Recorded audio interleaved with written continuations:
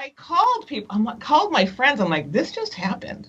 Like, what do I do? And they were like, oh my gosh, Lee, these millennials are so terrible. Oh, they're so terrible.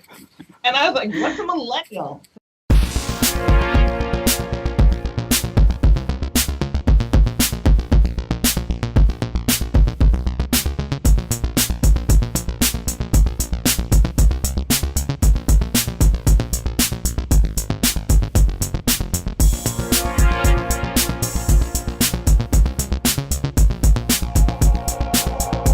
Welcome to the Masks Off podcast, Leadership Strategies, No Disguises.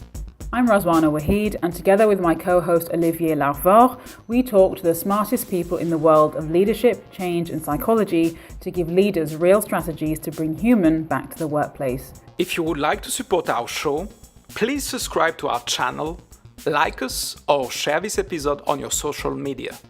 It will help us greatly. In this episode, we speak to Lee Caraher on the mystery of millennial management and how to turn employees that leave your business into your best salespeople.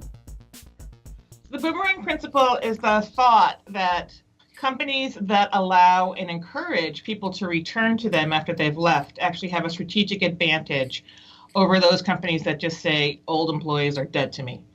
And it's brought out from my experience running my own company and running other companies, and also from sort of understanding today's workplace, which for millennials, and in this country, millennials are between 16 years old and 36 years old, they really know that they should not stay at a job very, very long, right? Their parents have told them, the economy has told them, so they don't look at jobs as tenure as something that is as valuable as those of us who are older. And I'm a baby boomer. I'm the last year of baby boomer.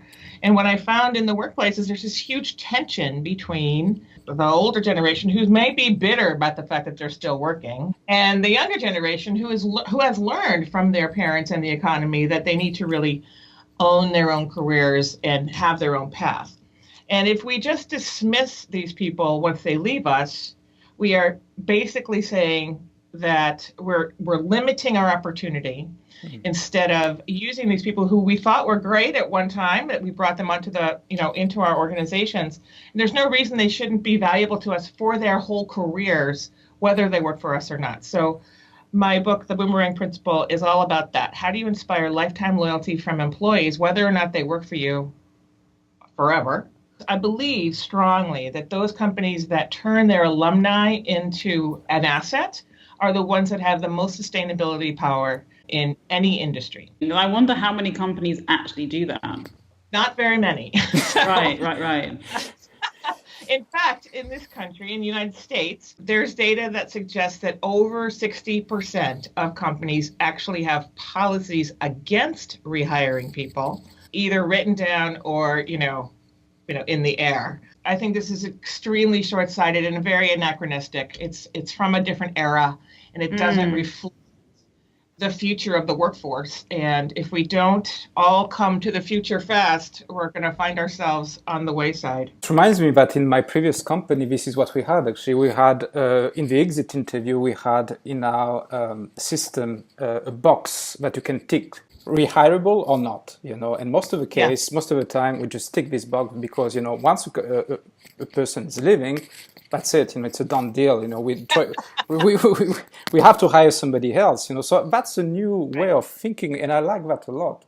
But the question is, how do we do that? If a person goes outside and he goes to this new venture, so he leaves the past as well. So how do you make this kind of link or relationship with the company? So in the reality that particularly younger employees stay with us shorter periods of time than maybe we would like. We're just disappointed when people leave us before we want them to, right? Before we had a chance to get rid of them ourselves or, whatever, right? Or we're disappointed when people leave us before we want them to. Yeah. And if we take that disappointment, which is very human, it's human, it's emotional, it's what comes out of it is you betrayed me. Yeah. There's no betrayal if, it's not loyalty, frankly, if I'm paying you to show up. That's not loyalty, that's a transaction. That's employment. Loyalty is when you don't need to do anything. You're not expecting a paycheck, you're not expecting vacation, whatever. And you just do something out of the goodness of your heart or the goodness of your, for the benefit of yourself and other people for the other entity. And in this place, we're talking about a company. So let's just make sure we're talking about the same thing.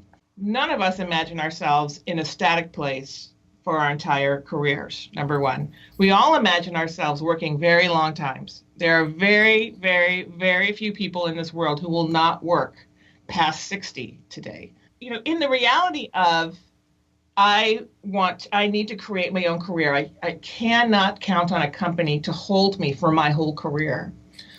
If we just imagine that someone help that person be as functional and productive as possible when they are with us, one, they will stay with us longer because we're investing in them. We trust them to get things done. That is valuable work to people. People want to be valuable. And so if we work on that first, people stay with us longer. We know that people today think they're going to have between 4 and 6 careers. That doesn't mean jobs. That means different functions. Well, I'm not sure I want somebody who's been in my company in one job to slide over at the same level into another job. They're not as valuable to me there. So why don't we just help that person? We can help that person like either have 2 jobs at the same time or help them get, I want to be a nurse now. Well, I don't need you here anymore. You're going to be a nurse, So if we can match how we treat people with how they show up and how they, it's a two-way street. It's not just on the company, it's on the person too. They have to share with us their dream. They have to share with us their ambition. They have to share with us their best work, right? This is not for the slacker. These are for the best people. And if we help them achieve their goals, they will be loyal to us and they will benefit us even if they don't work for us. So it is a mindset on a couple of things. One is, it's not loyalty for me to pay you and you to show up. That is a transaction. It has nothing to do with loyalty. There's no betrayal at all. I paid you. You paid me. I showed up. I did my job really well. And now I want to do something else. And I want to thank you for having me in your company. That's mentality there. And on the other side, it's if you just have this thought, Olivier, thank you so much for being with us. I know that you can't imagine us right now. You're not inspired by the opportunity we have at this company right now. But I hope that after a couple of years, when you're thinking about whatever's next for you, that you call me because I hope that there's a position for you here. All of a sudden, that just changes the transaction. At my company, when people start here, I meet with everybody who is employed here. I don't hire very many people, but I meet with them all, right? I meet with everybody and I say, I'm so happy you're here. It takes a lot to be qualified to work at Double Forte. You did a lot to get here. We did a lot to attract you. I think it's going to be an awesome experience for you and for us. I hope you're here for a very long time. I know you won't be, but when you leave, I hope you come back. And the deal is, if you don't want to be here, I don't want you here. If you don't want to be here, I want to help you find what you want to do. And the company is set up that way. And that shocks everybody that I'm saying this day one or week one, like, you're going to leave, right? But it just takes that whole angst out of the equation. Probably 50% of the people believe me and they take me up on it. And 50% of the people don't, and they wish they did. Of our alumni, I have very strong relationships, personally and through the company, with 95% of our alumni. It is a consistent source of recruiting and business for us because they are invested in us, even though they don't work for us anymore. I think the fact that you create that tone in the very early days is important, and I feel like it's almost a very unique thing to do. And there are probably people listening to this thinking, actually, if I were to expect my employees or the members of my team or people in the wider business to be honest with us about what they really want in their careers, I may struggle to get that kind of honesty, because a lot of people play the corporate game, right? They kind of put on this front, I'm loyal to you, I'm going to be here forever. And then 2 years later, it's like, actually, I want to be a nurse now. So see ya. So how do you advise managers and leaders in businesses to start developing that kind of trust and openness with their teams? That is the point, right? It is a change, and it's vulnerable, right? It's like, oh my gosh, I spent all this time hiring you, and now I know you're going to leave. And in fact, when we hire someone, we know they're going to go. I think it comes with vulnerability, and it comes with being honest, and it comes with repetition, right? No one, because it's different, no one believed me at first, right? And I meant it, and I don't have time for another agenda, and I'm very straightforward. And that's one of the reasons I left big corporate America, was because I didn't have time. I mean, I was having a hard time keeping track of all the games, right? But one is being vulnerable yourself. Like, let me tell you, I would like to share with you my career. Here's where I started. Here's what I did. This is why I left one company. This is why I went to this company. This is where I fell down. This is where I stood up. And to share failure and success in travel, to show where I regretted leaving or regretted my behavior or whatever like that. So I do share that. I have videos of that stuff that all my employees watch. So one is to share my own story, so it doesn't come from like a nanner or this is utopia and I think this is going to work, because it's messy. I'm not saying it's not messy, right? It's messy. And then just to repeat yourself over and over again. The number 7 and the number 12. We used to use that in marketing 20 years ago. It was like the right consumer needs to see your message 7 or 12 times before they get it, right? Today we use the number 35. So, and I'm not suggesting you have to say everything 35 times in an email, but I am suggesting if you only say it once, it's not going to get listened to. So you have to repeat yourself a lot, right? And then you have to demonstrate by example. So, when someone else leaves the company, you celebrate, assuming they left well, right? Assuming they left so you would want them to come back, and not everybody does. Celebrate their contribution, help them set up in their new job, make a phone call to the new boss, whatever. Do whatever you can to help that person start fresh, well in the new entity, and let people know that you did that. This is not a time to be shy. The time to talk about what you're doing to help other people is when other people are leaving. So the rest of your employees can see that you mean it. So it does take time, but I'm just here to tell you that it's absolutely worth it. It creates less friction in your entity and your organization. It creates a lot more honesty, and it creates so much more efficiency. And basically, I just want to get home, right? I mean, we all just want to get home. And inefficiency comes from political games, comes from alternate agendas, and comes from human trepidation, right? We're nervous or like angry or we're scared. And if you get rid of the things that you're scared about around other people, it makes your organization, it just reduces inefficiency, because it's just a happier place to be. And happiness does equate to a lot of efficiency with high performers. I like a lot your no bullshit, tone, this leadership style, which I think is very efficient, especially with the millennials, especially with the millennials. They don't like bullshit at all. This kind of authenticity that you have and vulnerability almost that you have as well with them, I bet they are very sensible, they are very attracted to that, So let's talk actually about the millennials, because I believe you also wrote about them, and you just touched on that at the very beginning. Oh, millennials and management. Yeah, perfect. Tell us that difference today. We all heard about this, people saying that the millennials are entitled, they are lazy, and to me this is the total nonsense at all. All the millennials destructive. Yeah, all the millennials that I've met, they are so smart, so fast, so quick learners. And they do stuff that I did at 35, they do this at 25. They are just super smart and super intelligent. So it means that also I'm a bit maybe not that fast myself, but anyway. Can you just explain us like this generation? How do we manage them? What made them tick? Well, I learned the hard way, I have to tell you, because at my company, when I first started the company 15 years ago, we only hired people with 10 years of experience. So they were all about 32 or older. And then after the downturn of 2008, we readjusted our business model, and we started hiring college graduates, and we were going to grow our own, right? So these were the millennials. I didn't really think anything of it, because in my last 2 companies, I'd had 700, 600 people, all under 30, basically.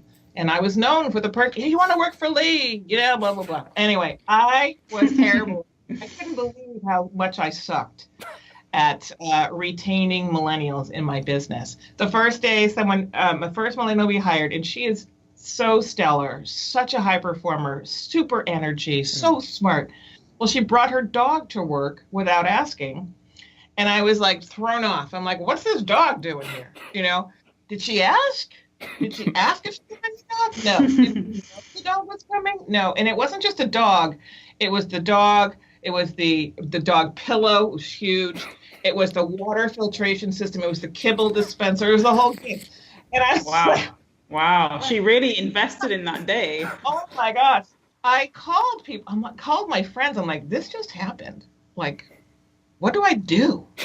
And they were like, oh my gosh, Lee, these millennials are so terrible. Oh, they're so terrible.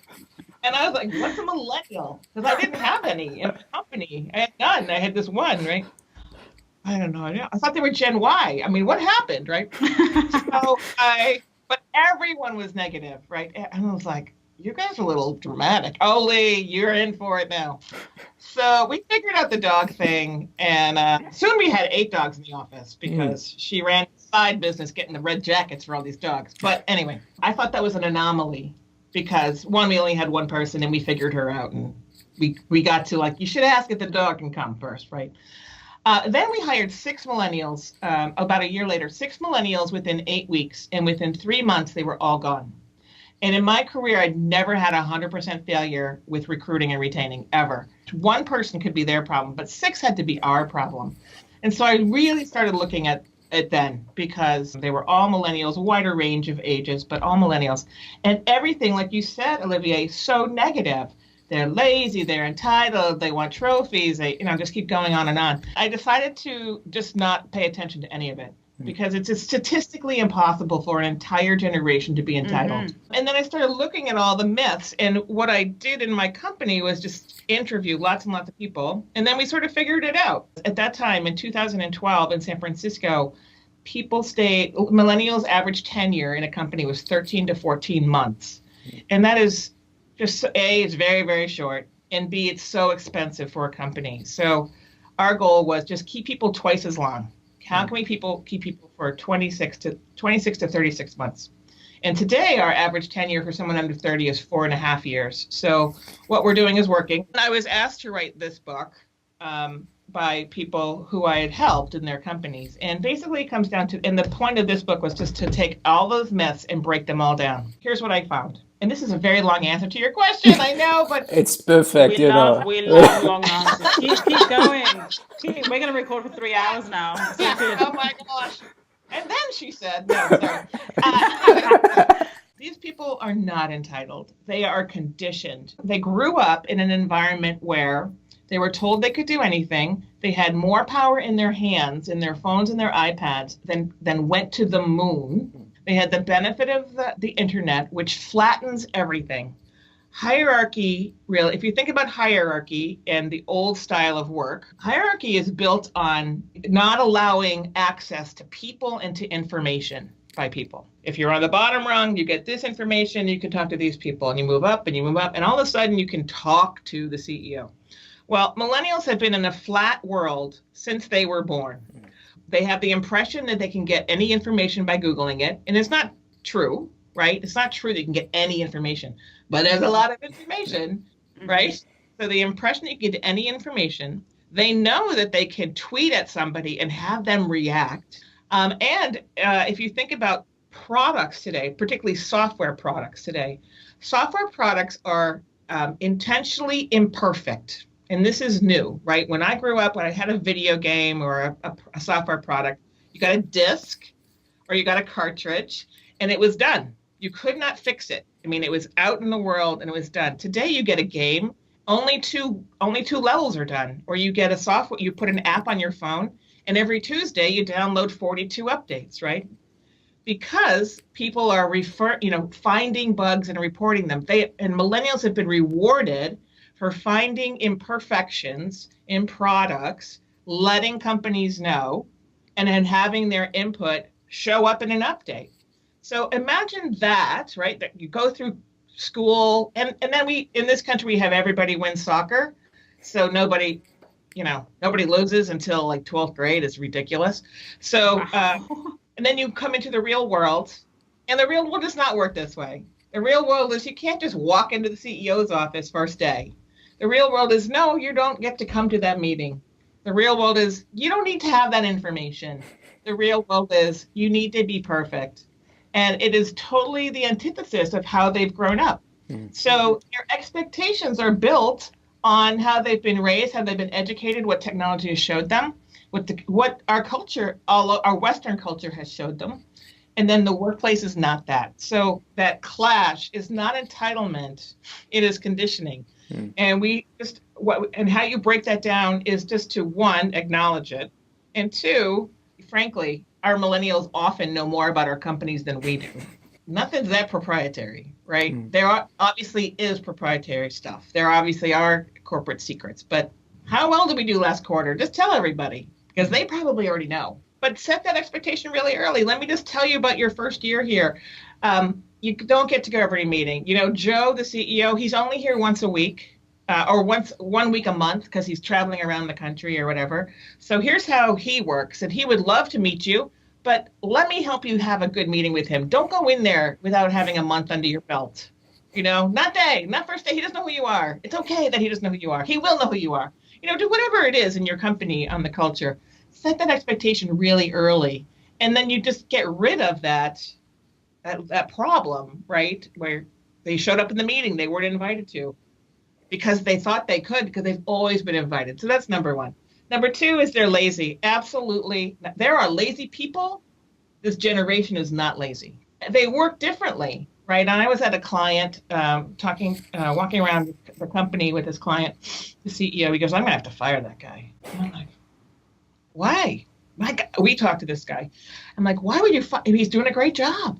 Well, oh my God, he's sitting at his desk. He's got his foot up. He had his, he was 26. He had, but he had his skateboard hanging off his cube. And he had like 5 screens up. He had his phone, his iPad, 2 computer screens, and his laptop screen, right? And he had Facebook on one, Twitter on the other. He had email on one. He was on, and he's like, look, he's just wasting his time. I'm like, he's not wasting his time. Let me show you what he's doing. On Twitter, he was talking to some consumers. In Facebook, he was actually talking to my staff right that moment. In the email, he was monitoring the situation. And on his phone, he was watching Instagram, all in the job. But this is not someone who's not in social media, who's not in how people communicate today, their purview at all, and they don't understand it. So you really have to help people who don't touch how we communicate today understand all the different places. So people aren't lazy, they just work very differently. People say in this country they expect trophies for showing up, and that is often true. And because they've gotten so many stars and trophies and ribbons and certificates all their life through college, truly. This is the biggest disservice we have done to this generation, is to say, just you showed up, here's a reward. That is our fault. That is not millennials' fault that we did this to them. And we can fix that pretty early on by having good expectation meetings right away. Often millennials are called rude. This is around etiquette, right? This is around manners in the workplace. They just don't know. They just don't know.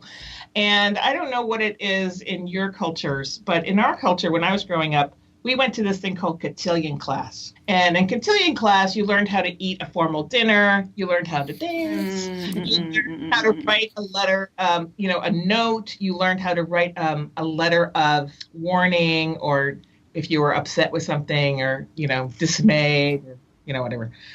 Well, they don't have these things very much anymore. I learned how to cut butter and put it on my butter plate by practicing on a banana. And when I was 11, I failed the banana test 3 times. That sounds like something completely differently, but okay, we'll go with it. At 11, I failed the banana test. Oh my God.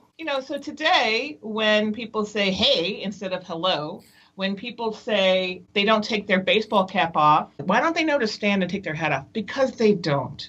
Because they haven't been told. These things matter in the workplace, but we cannot expect everyone to have the same standard as we have, whoever's in charge. We have to create some way to decide what matters and how to make sure everybody knows without judgment. I think to distill what you were saying, from what I was hearing, it comes down to acceptance of yourself and acceptance of others, and knowing yourself and knowing others from both sides, right? From the millennials and from the older generations and the ones that are coming up. Because if the millennials walk into a workplace and they're confused that somebody's saying, why is your skateboard near your desk? It's a lack of understanding and acceptance of the other person. And same the other way around. If somebody's walking up to them saying, why is he on Twitter and Instagram and Facebook and email? Isn't he confused? It's a lack of understanding and acceptance. I think that's what it comes down to. But you talk about repetition and repeating the message. I think that the behavior of understanding and accepting other people is also something we repeat and have to learn, because who's ever taught to accept others and even accept yourself?